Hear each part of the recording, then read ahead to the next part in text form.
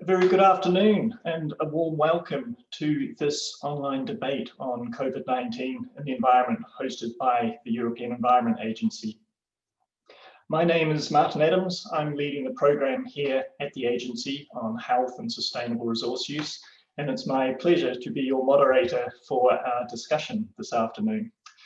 I'm delighted to be joined also by two leading European scientists, Professor Schoeters and Professor Tim Lenton.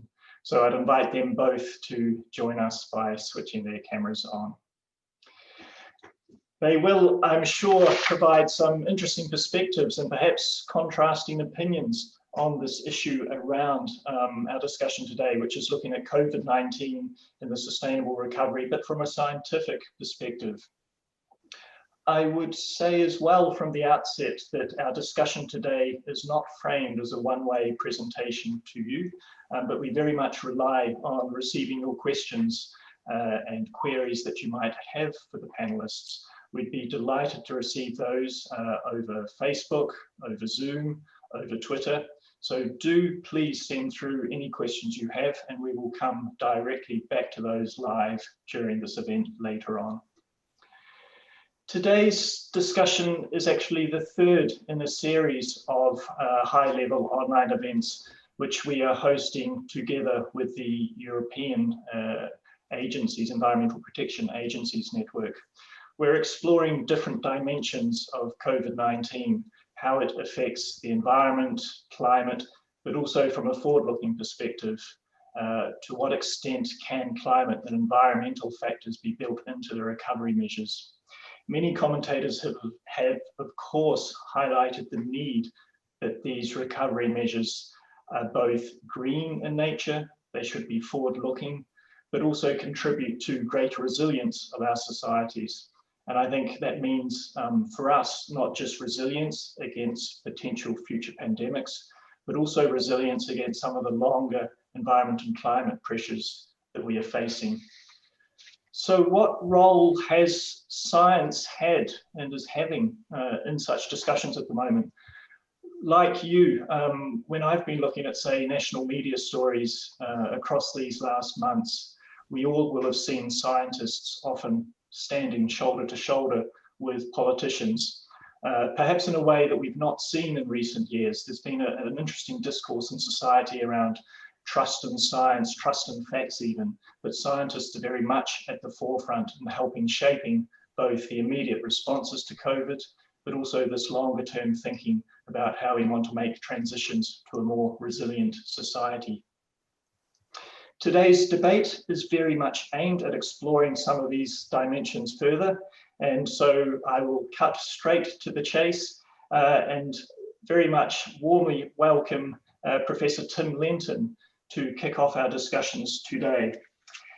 Tim is a director of the Global Systems Institute, which is hosted at the University of Exeter in the United Kingdom. And I think it's fair to say he's very well known for bringing this joined up whole earth systems approach to his research.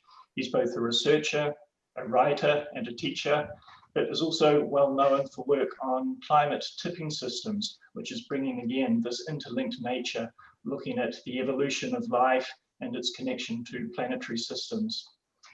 So without further ado, Tim, a very warm welcome, and the floor is yours.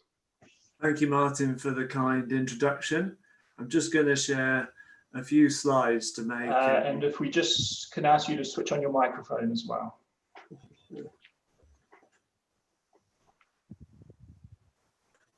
Okay, that is exciting.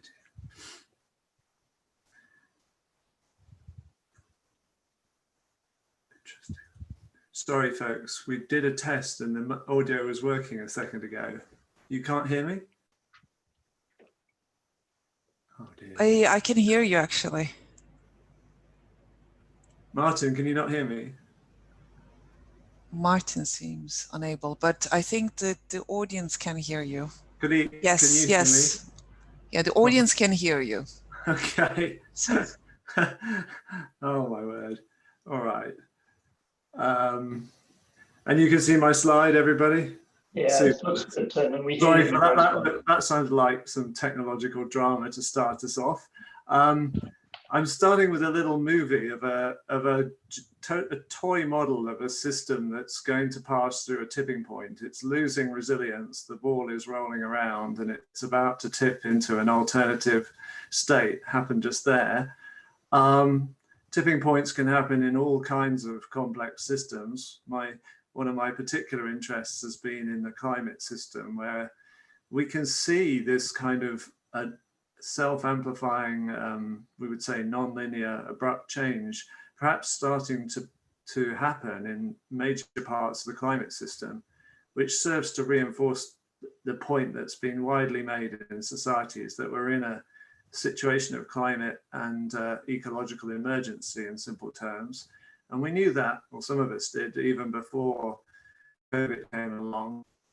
And we also know that if we're going to avoid the worst, for example, of climate change and try our best to limit warming to well below 2 degrees centigrade, then we're going to need transformational rates of societal change. And in simple terms, I would say, in order to avoid the bad climate tipping points, we're going to need to find some good tipping points within societies, in this case towards a zero carbon economy or way of life. And that's pictured in a cartoon way on the right by this, using the same conceptual model I started with, but to suggest that we really have to identify tipping points in all kinds of societal systems if we were to achieve the rates of change we know are required, which is something like a 7% year-on-year reduction in greenhouse gas emissions between now and 2050 to zero. And we've had about a 7% drop, we think, from what's happened with COVID this year. So that, my first point was really that only transformational change is going to avert crisis, and we knew that anyway. The way I've been thinking about this extraordinary situation we find ourselves in with the pandemic is that it's a sort of test at some large scale of the resilience of our different societies and certainly their public health systems. By which I mean I'm in the middle of trying to finish some analysis where we can literally measure, for example, how resistant or unresistant were different countries to this novel coronavirus that's hit us all. And we could measure that by for example, the height of the peak they had in initial cases, normalized by population. But also we can literally measure how resilient different countries were in terms of how quickly they could, for example, bring down an initial spike in cases or bring down what are called excess deaths in the data. And sure enough, different countries, as we well know, performed quite differently on these measures. And it's, for me, fascinating because I think even before COVID, we had some reasons why large fractions of our populations and some of us were questioning the different social contracts in our different nations. And COVID has only amplified that. And we can compare the performance, if you like, of different nations in keeping their populations alive and healthy in the face of this novel coronavirus. And when they seem to be not doing well, it's perhaps not surprising that then feeds into this wider discourse about maybe we need to look around and see if the social contract in our nation might need some adjustment, and maybe other places are doing better than we are. So I'll hope that we can return to those points in the discussion. Suffice to say that the differences in resistance and resilience between countries are very large, and this is a work in progress. And that maybe, macabre though the whole experience has been, maybe this is in some sense an opportunity space, because we knew we had to change anyway. We're forced into all sorts of changes by this short-term shock, but some of that might feed into the need for more structural and long-term changes to address the climate and ecological emergency. And my final point is really that the one of good news, which is that some positive tipping points have already been happening, at least at national scales, in terms of tackling climate change.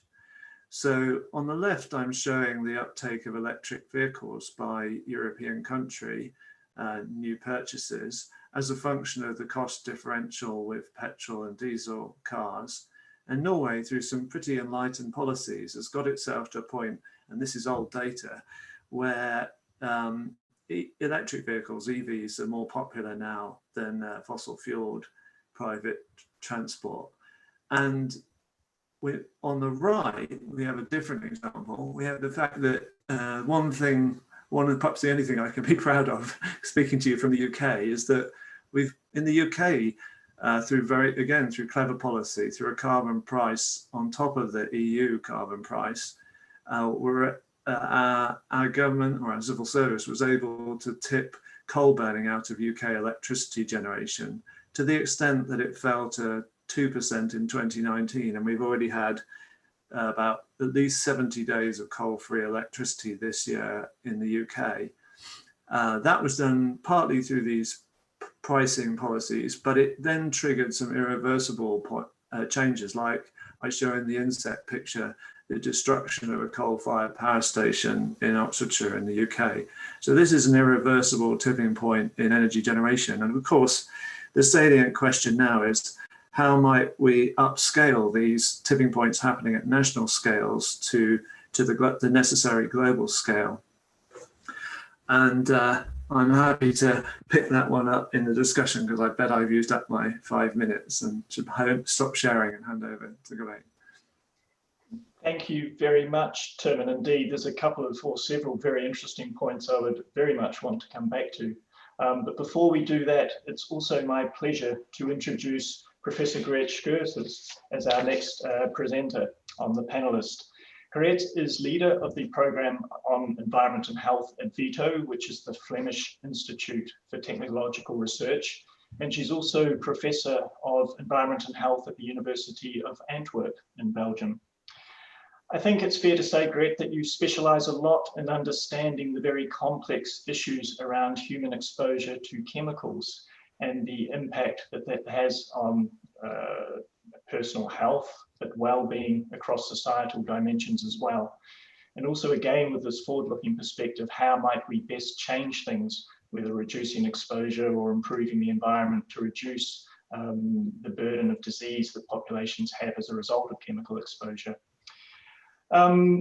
Grete as well is involved in a number of European research projects, particularly she is working also with the European Environment Agency on an extensive human biomonitoring initiative project, HBM4EU, and is also a member of our agency's scientific committee. So with those words, Grete, please, the floor is yours. Thank you very much, Martin. Do you hear me clearly? Very well, thank you. I will try to share my presentation as well. One moment, please.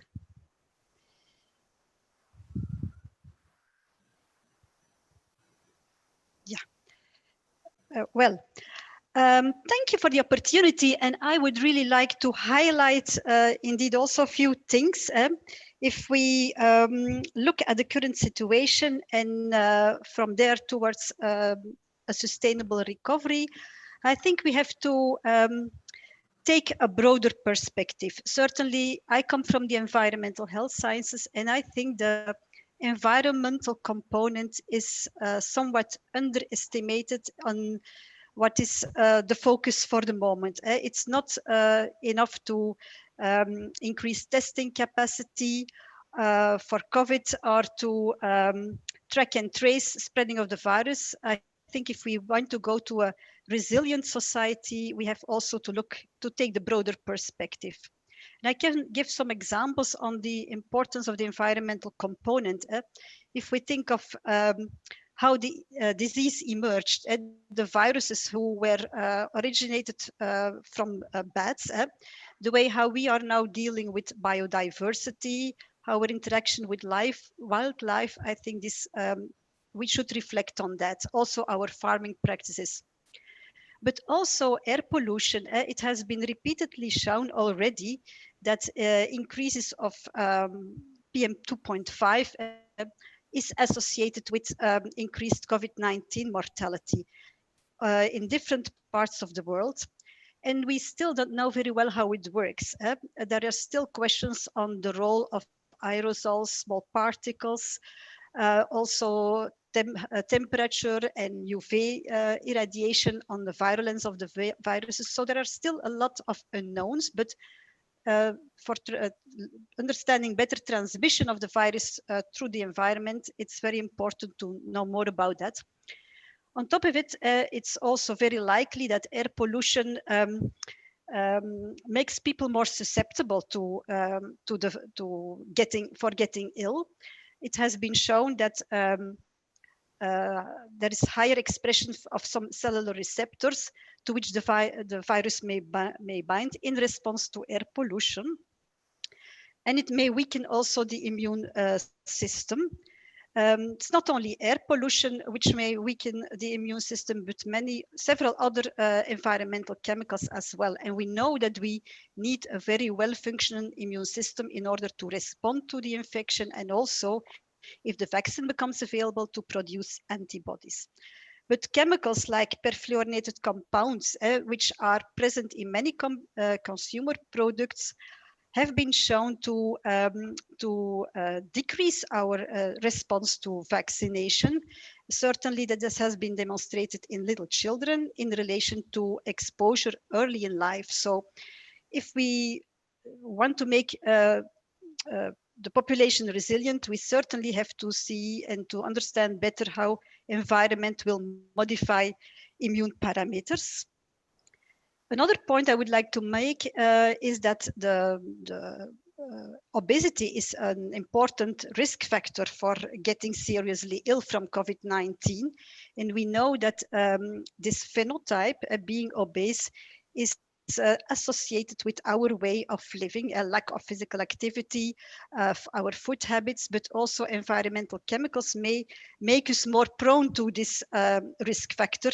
So the way how we live and how we deal with our environment also has an effect on our susceptibility. So it's really important to take that in mind if we want to have resilient societies. The second point I would like to highlight is that it has been repeatedly reported also in different countries that socially disadvantaged people are more affected by COVID-19. The infection rate is proportionally higher in socially disadvantaged people. 6 to 7 times higher infection rates are reported. And also they often get more critically ill and need intensive care.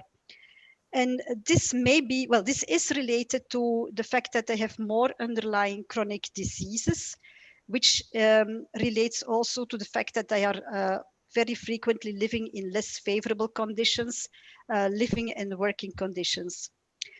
Now, on top of this, we also see that the measures which are implemented, such as the lockdown, also have more impact on socioeconomically vulnerable people. They often live in smaller houses, crowded houses. Social distancing is more difficult, and they often live in polluted areas of the city and have less access to green areas. And we know also that access to green areas is important for your mental health, certainly in stressful situations. So it seems that this pandemic widens the gap, the social gap. And if we want to go to a resilient, sustainable society, I think, well, it's also said in the Green Deal, we should leave no one behind us. So this is important, I think, to take into account. And then the third I would like to highlight is similar as Tim. I think we should also be glad that we learned something. We should learn something from this crisis. Certainly about what motivates people, what motivates politicians, what motivates citizens to really adapt and to cope with the disease. And many positive attitudes have been developed, I think. People are much more aware of the importance of having green areas in the close neighborhood. They also, what we have seen in Belgium is, for example, that the local farming is booming. People trust much more locally grown food. So there are really individual and citizens initiatives which are really paving, maybe if they are sustainable, the way to a more sustainable recovery. We also see that authorities are different in the way how they cope with the pandemic. As sometimes some of them, they really imply strict rules, others call more upon the responsibility of the citizens. And I think it's also important to learn there what works, what does not work, what works for who. And as already touched upon, the role of scientists is more prominent in these times, but I think we will come back on that a little bit later. So because it's also not always that easy. So thank you. No, thank you very much, Gret and Tim, for these different, but I would say very complementary perspectives. If I might start off the questions with a couple of questions from my side to explore different dimensions that you covered in your presentation. But while we are doing this, a reminder, of course, to all the viewers to please do submit your own questions to us through the agency's social media channels, and we will definitely be coming back to a selection of those during the next 40 minutes or so.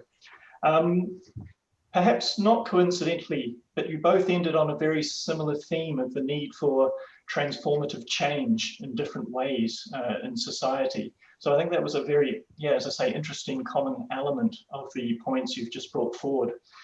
To pick up on that, I mean, it's also one of the key messages from the reports here at the European Environment Agency that these so-called efficiency paradigms, small improvements in technological developments aren't enough to deliver us the scale of change that we want to achieve in moving towards some of these long-term environment and climate objectives. But I mean, Tim, perhaps I can ask you directly to start off with, to what extent do you think we are already in this transition? Your final slide touched upon this with a couple of concrete examples, I mean, power plants and electric vehicles, but with broader things such as the food system, for example, where are we in this transition to a more sustainable society? Great question, Martin. I mean, I highlighted the energy sector and to a degree transport for a reason, and that's because we see some really positive signals that the renewable energy revolution is upon us, in simple terms. If one looks at data for the first half of 2020 at the cheapest form of electricity generation country by country, over much of the world map, it's now either wind or solar photovoltaic. There's only, in fact, the areas that still color sort of black or gray for fossil fuels are shrinking. And that's, in my view, absent a sensible price on carbon dioxide pollution. So that's a huge positive. If we look, as you said, into diets and land use and the intertwined connections to climate, I see some positive signs in my own region as to what's happened in the COVID crisis, which is, I actually live in the county of Devon, and I'm next door to the poorest county of England, Cornwall, where food and drink and agricultural sectors intertwined. There are like 30% of employment in that county. And obviously have been in a crisis with COVID. But what's happened in response is we see a much more of a localization of the economy, the food, drink, hospitality, agricultural economy, a trend that was perhaps already present. What I don't yet see, although I see glimmers of hope, is a shift away from a global trend towards eating more meat, which we know is bad for the climate and we know is bad for us, especially red meat. Bad for colorectal cancer, bad for type 2 diabetes, and bad for various risk factors, and has a huge disproportionate impact on land use and climate change. But I see some glimmers of hope because public interest in, for example, veganism is shot through the roof, according to social media analysis, and we see innovation happening in interesting ways in broadly the food sector and how we eat. So we have things like plant-based meat substitutes, like the so-called Impossible Foods burger, getting a lot of interest. And one needs to look at this as a whole system, but there's perhaps some glimmers of hope that a kind of tipping point dietary change that's good for health and good for climate could at least be imagined, but unfortunately the data doesn't show it to be underway yet. No, and I mean, you picked up on also the more systemic perspectives there, Tim, but also the role of individual behaviours. And Gret, I mean, maybe I can ask you to reflect on that, because it came out strongly in your presentation as well, some of the actions that we as individuals can take in order to move towards sustainability. And can I ask you a specific question on that? I mean, in what way can the scientific community perhaps improve knowledge in broader society around some of these actions that we can take as individuals?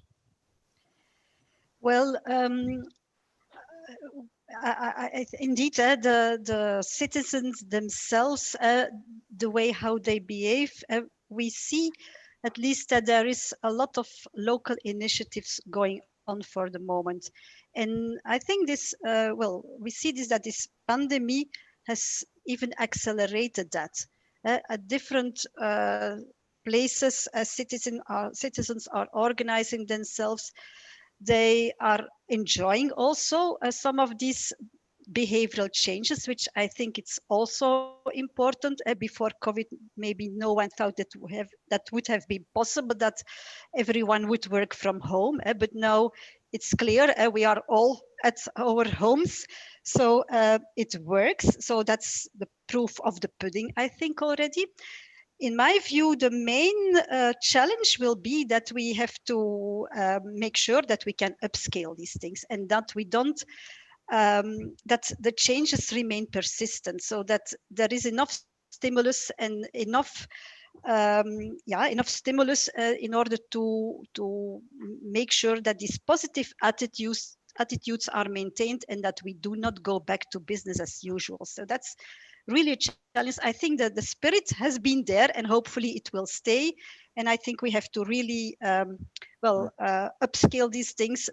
For example, doing citizens experiments and involving citizens much more in the changes, and learning with them, together with them, that these changes are beneficial for all of us, for them, but also for society as a large. So, yeah. Can I pick up this issue of connections between our environment and our health? And I mean, Tim, you mentioned the word resilience, which is being bandied around a lot at the moment, also by us, I have to say. I think from our perspective, we've seen that there's been perhaps a renewed appreciation of the importance of nature and a healthy environment. And indeed, I mean, the agency's recently written a report on the idea that a healthy environment leads to healthy lives and improved well-being. I mean, Tim, do you see there's been a renewed appreciation, perhaps, of people's awareness of the importance of, say, green spaces in cities, and this sort of idea of everything being connected? People start to understand it. Gret mentioned the pressures on the food system, for example. The emergence of zoonotic diseases is a classic consequence of intensive farming in different parts of our globe. Do you see the COVID crisis as having improved the, say, general awareness of this degree of interconnectivity across different planetary systems? Yeah, the simple answer is yes, Martin. We've both got a heightened appreciation of nature in this simple terms, and I think a much heightened collective appreciation of the interconnected nature of the human and non-human world around us. And both of those things have got to be of great help. And what we see, particularly my experience in the UK, we saw people who lived in London who pretty much said they'd never heard birdsong. You know, hearing birdsong for the first time is a revelation. Those things are very, very fundamental, and I think they're about, this whole COVID crisis was perhaps most fundamentally valuable in the way that it made us re-examine what we truly value. And the most positive thing I took from the early stages was we were able to put purely monetary based decision making to one side and put human lives and human well-being first, and then start to see these collateral benefits. Oh yes, nature. Oh, isn't it wonderful? And maybe we should value that more. Oh, and you know, so what I hope this is it's something that's helping us see a way towards reorienting our sort of hierarchy of values in decision making in society, because if we can achieve that, it's going to be of enormous help in achieving the other transformational changes we've talked about with regard to tackling the climate problem and the accompanying ecological crisis. And just before I ask you, Gret, to perhaps comment on the same perspective, just a reminder as well, we will shortly be going to answer your questions directly. Please do send them in to us. You can use, if you have joined on Zoom, you're welcome to use the chat function in Zoom. Also, of course, Facebook and Twitter. But Gret, returning to this issue of the connectivity, I mean, you mentioned the food systems, you mentioned, you know, the importance of urban spaces particularly. Do you also share Tim's view that there has been perhaps a growing awareness of the importance of those aspects in our day-to-day lives? Yeah, absolutely. I think that is one of the maybe surprising aspects of this whole pandemic, that people are really able to adapt and really very quickly able to adapt. So if it's clear what is and also we learned also that health is an important driver of changes in their behavior, in the way they respond. So the only thing is that it's not only we have to build resilient societies, and that's clear, and that will not be done only by vaccinating the people. There is awareness that people need green space in their close neighborhoods, and this will definitely, hopefully, also have implications for how cities from the future will be built. So it's really not only about curing, it's also about a new way of living. People have enjoyed it some way for the moment, and so it connects really the environment, the lifestyle, with having a sustainable way of living, I think. Okay, thanks for the reflections and interesting comments so far during this discussion hosted by the European Environment Agency around COVID-19 and the environment. I would like just to check in to the colleagues who are also tracking this discussion in the background to see if we have had any questions being submitted. Thank you, Martin. Yes, we have some questions. Maybe I start with a thank you to Professor Riet, I believe, for highlighting the impact of farming on our environment. So I think this was something that was well appreciated by Marilena, who's following us on Facebook. There's a question, before we get into some other topics, there's a question from Tom to Professor Lenton. You mentioned the need for 7% reduction per year in greenhouse gas emissions. How can this be achieved when global emissions keep increasing? And how many positive tipping points do we need to achieve such transformation? I guess is it realistic? And should I maybe just share one more question?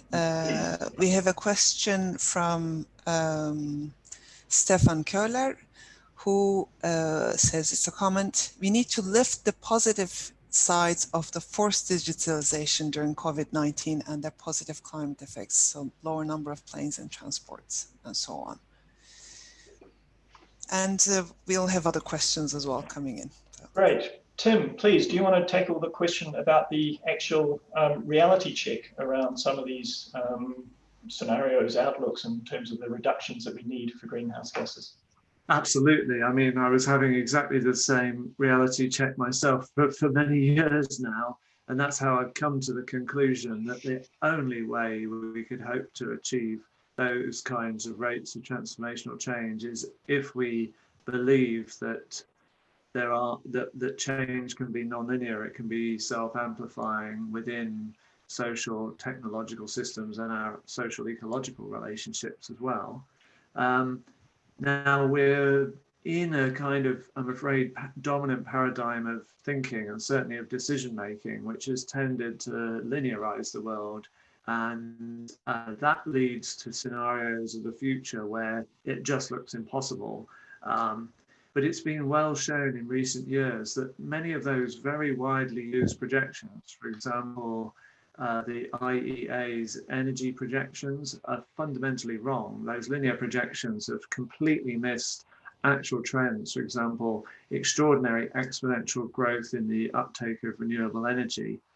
But for sure, the only hope we have of getting anywhere near limiting warming globally to 1.5 degrees centigrade is if we find, and through deliberate policy and collective action, embrace, if you like, some accelerating tipping point changes. And they span everything that we've talked about, from energy through diets to reimagining how we work and reducing forms of transport that are hard to remove the greenhouse gases from. And COVID's just been one helpful little nudge. And at least if the legacy of not flying all over the place for meetings sticks, that will actually tackle one of the hardest sectors of the economy for decarbonisation. So yeah, I don't delude myself that it's frankly unlikely that we'll get anywhere near limiting warming to 1.5 degrees, but I'm going to do everything in my power to try and articulate the ways we can do that, because I know how bad where we're heading with our current collective government commitments, which is to more than 3 degrees of global warming. I know how bad that is, and I don't want to leave that legacy to my children. Yeah, I think there's a very strong personal element when we discuss these things about the future. And that's totally besides the economic argument as well, which shows that often it is, much more cost effective as societies act now compared to what will come in the future. You mentioned the example of flying as well, and Gret, maybe I can ask you to address the second question around digitalization. I mean, we are here having a meeting in a digital environment. You're working from home. We are all connected. How do you see that? I mean, is this something you think we need to hang on to post-COVID? Definitely, I think we have really seen that it has a lot of advantages, and also that it works very well. We gain time by working from home, and definitely some of the discussions and the meetings are even more productive, I would say. So a lot of people also where I'm working, they don't want to go back. That's not to business as usual. So this is a change which really, it's clear for a lot of people that it has a lot of advantages. On the other hand, always staying in the virtual world also is maybe not what we all want. We need this personal contact, but the reduction in traveling, and that's really something which I think, and I hope and I think will stay largely in place. So that's, this acute crisis has really asked for acute responses, and you see if it's really needed, populations can adapt very quickly and find very rapidly solutions. So I think this is something to be optimistic about. Yeah, I mean, I'd agree as well, and that's something we've talked about, of course, here at the agency, that there will be no going back to a normal pre-COVID. But the question as well, for organizations like us, and many of us work in maybe similar places in different contexts, of course, but we do rely on networks of meeting other experts across Europe, connecting to different partners to do our work. And how can we maintain that going forward? I think is going to be a really interesting discussion that we have. Gulcin, I would ask how the questions are looking, and again, invite viewers right now to write in on the social media channels if you do have questions for our panelists. I can pass two more questions. I think this is a question to Tim, but of course, both are welcome to comment. Can you elaborate on the tipping point graph you showed earlier? Any recommended articles? And another question that's from Olivier, who's following us in Zoom. A new question from Facebook. Carolina is asking, you mentioned the importance and renewed trust in the scientific community. What do you think the role social sciences contribute to the continued changes we need?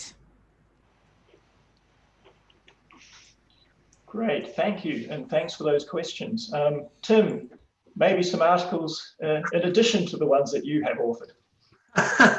Yeah, I was going to say I can send somehow around on a link what was briefly referred to in the slides.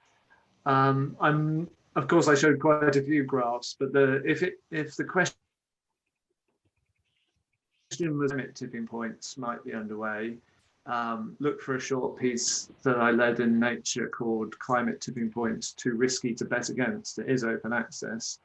It's in the front section. The simple message there is that our climate science and physics is showing us, unfortunately, the observations that we might already be past some tipping points for the loss of significant parts of large ice sheets. And therefore, around 1 degree of global warming now, we may have made a commitment to several meters of long-term sea level rise. And the only saving grace is it's happening relatively slowly at present. But obviously, the more we warm things up, the faster the ice melts.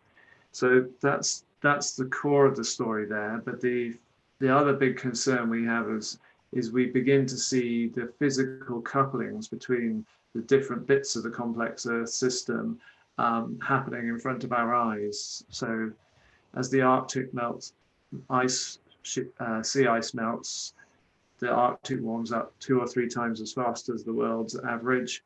That's accelerating the melt on the Greenland ice sheet, and as fresh water pours off Greenland into the North Atlantic surface, it basically weakens the circulation of the whole Atlantic Ocean, and then that couples connections through the tropics and all the way down to the southern hemisphere of the planet. So that's, perhaps it should be intuitive to all of us that just like the human body or an ecosystem, the planet is this complex interconnected system. And as we're hitting it very hard, it's convulsing, and there's this ultimately worrying possibility that you can trigger cascading bad changes. The message I'm trying to get to today is, okay, that's perhaps the biggest risk we face, but the best hope for avoiding it or for getting to a better future is to find some positive cascading changes in transforming our way of living so we're happier, healthier, and more sustainable.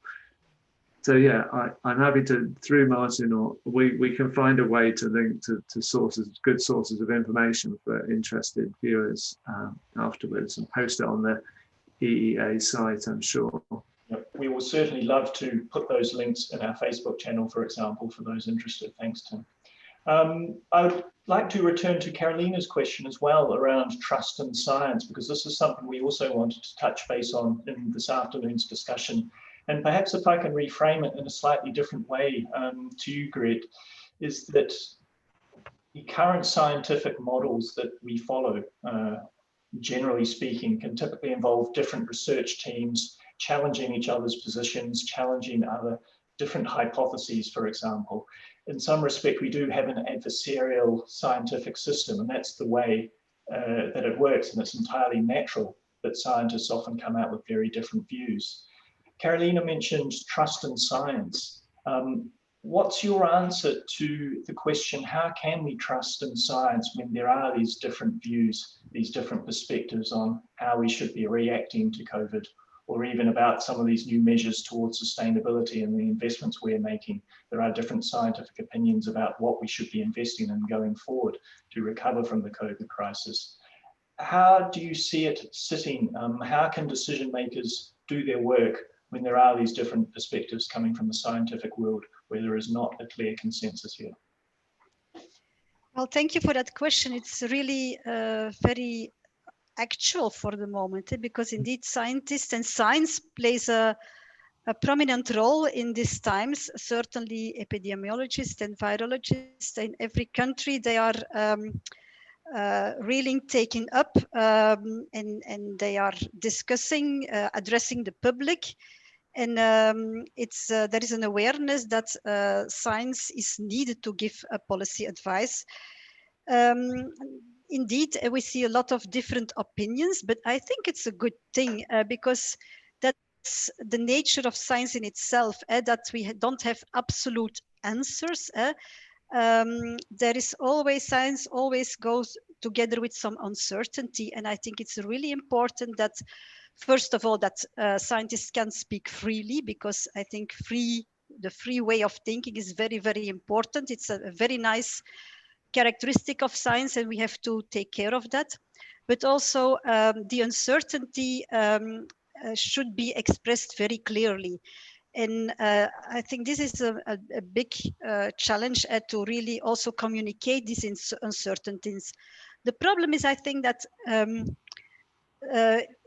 even with these uncertainties, decisions have to be taken by policymakers. And this is a very difficult aspect. I understand that the public and politicians have difficulties with it, and also scientists. So in my view, we need a type of, I really think we need to have, scientists have to do their work and speak up, definitely. But maybe we need some other governing structure, because how to act in this, with this uncertainty. And there, maybe we need more collaboration between and more input, not only from the scientists, but also from societal partners to really participate and decide together and take together a position, co-create what we have to do with this with this uncertainty. But I think just explaining very well that some things we know and some things we don't know, also to the public, I think this is only a question of being honest. And I think people understand it also. And if we really talk in an honest way, I think this is the way to build trust. But how to deal with uncertainty, I think there maybe we have to find a more general discussion with input from other stakeholders as well. So we need to work on this science policy nexus in the future, definitely. And Tim, can I ask you to comment on the same thing? Because I know at least in many countries across Europe at the moment, and the United Kingdom is no exception here, that we're arguably in the midst of a second wave. The scientific-led approach is perhaps saying one thing to the decision makers, whereas the business community is saying a different message, perhaps, about the importance of making sure, social businesses, pubs, restaurants maintain their open status. What's your perspective on this dichotomy, if you like, between the scientific-led messaging informing decision making? The first thing to say is perhaps I've been struck by, of course, how the COVID crisis has given science a much more visible presence with high-level decision-making. I mean, in the UK, it has taken the literal form of chief medical scientific advisors appearing side by side to the Prime Minister right from the start of the pandemic here, really. I have various views here, because whilst we see positives of trust in science, we're also seeing, for example, on the streets of London, protests against lockdowns and being infiltrated by essentially conspiracy theories and falsehoods. And movements bringing people onto the streets, which are just totally unevidence-based things. So it's a bit of a mixed bag.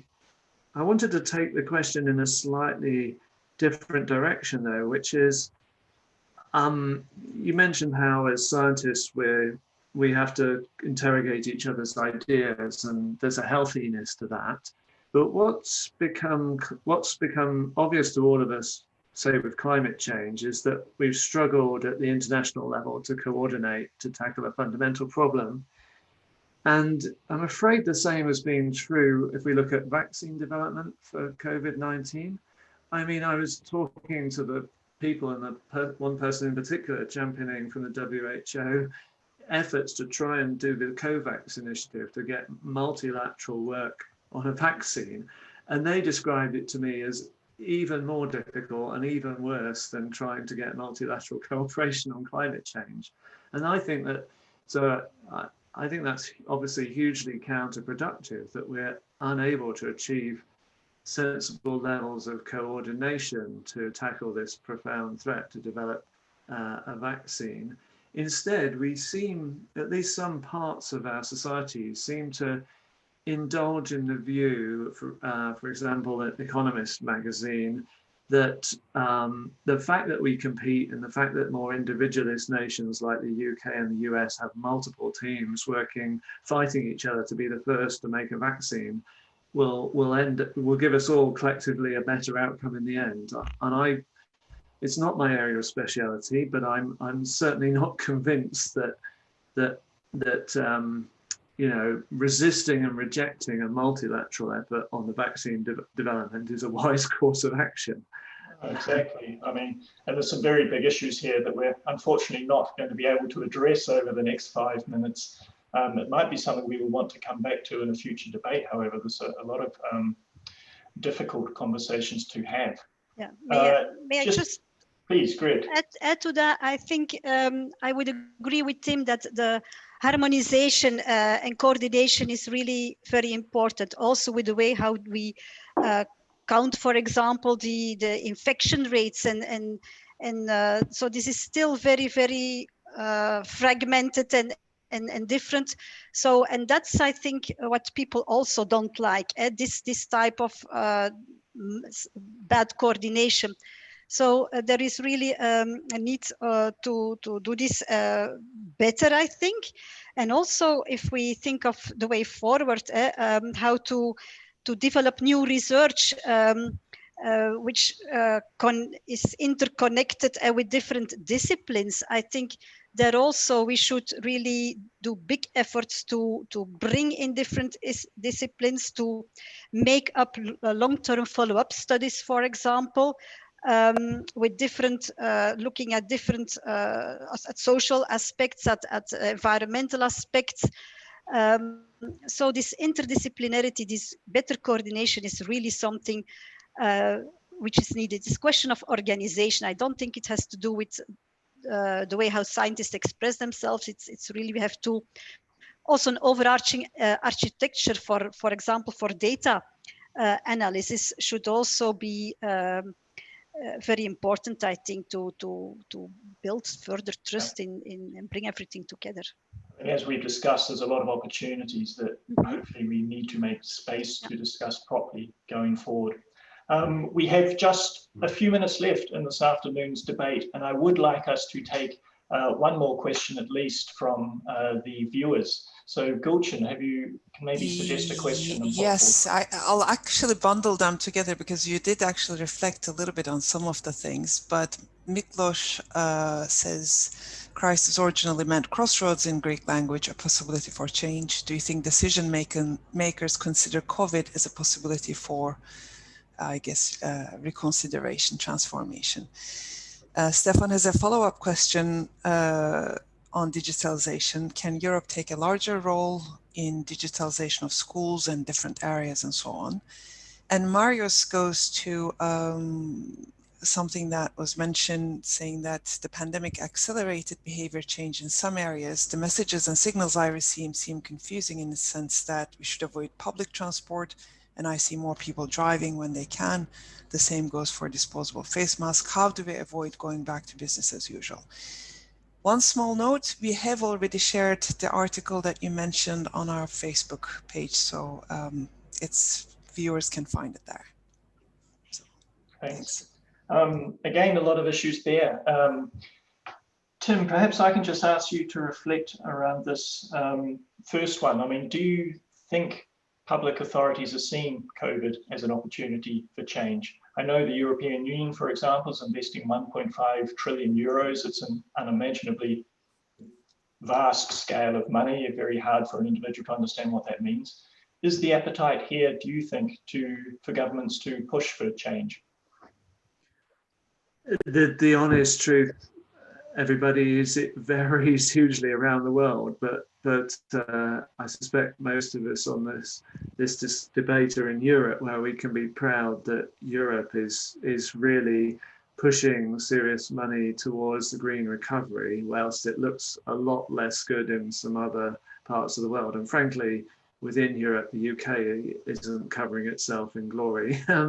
But yeah, that will be a hugely positive thing if we continue to see this genuine commitment in the green recovery, because we know already that there's a huge opportunity for new employment, in building new infrastructure to get us to a more sustainable future, and that actually that could be a better path economically, let alone for our health, well-being, and happiness. So I'm sort of delighted. The more we see of that, the better, frankly. But I sense that you have other jurisdictions where politics is panicking and is afraid, perhaps rightly so, because it's doing a pretty poor job of meeting its citizens' expectation to protect their health and livelihoods. Yeah. And when if I could just come in, yeah, and maybe invite Gret as a final reply to the questions received from you all today. Did you want to respond to the final question, Gret, about the messaging and perhaps the contrasting messaging and impacts on people's behaviour? If I could ask for a 60-second reflection on that. Well, I think indeed going back to business as usual, that's something which we don't want. It will be a question of keeping the motivation alive. And the possibilities for that, it also will depend on how long this pandemic will last, I think, because now we are before the winter, which is a more difficult period. So I'm really a little bit concerned. So I think there is really a need for also local authorities to take these positive attitudes as good as it's possible, to upscale them as rapidly as possible, to really show people, demonstrate that things can change. And I think this is really a big challenge to realize that it will not be easy, honestly. Thank you. And Tim, perhaps I can ask you also for a final 30-second soundbite around messages that you would like the viewers to take home from today. Well, I agree that crisis does mean a crossroads, and in Chinese, the crisis can also be an opportunity. And now is the time, really. If we're going to secure a flourishing, happy, healthy future for ourselves and the coming generations, it's the decisions we make now in this moment of continuing crisis that will be crucial to the path we take into the future. So we've got to show ourselves and our political leaders that we're determined to take this transformational path. Thank you. Today's discussion has drawn to a close. I would like to thank all who viewed this afternoon, and particularly those who submitted the questions. As usual, apologies that we weren't able to address them all, but we hope that you found today's discussion insightful. My special thanks, of course, to the two panelists, Professors Schoeters and Tim Lenton, and yeah, our appreciation for the both the presentations and the perspectives that you brought today.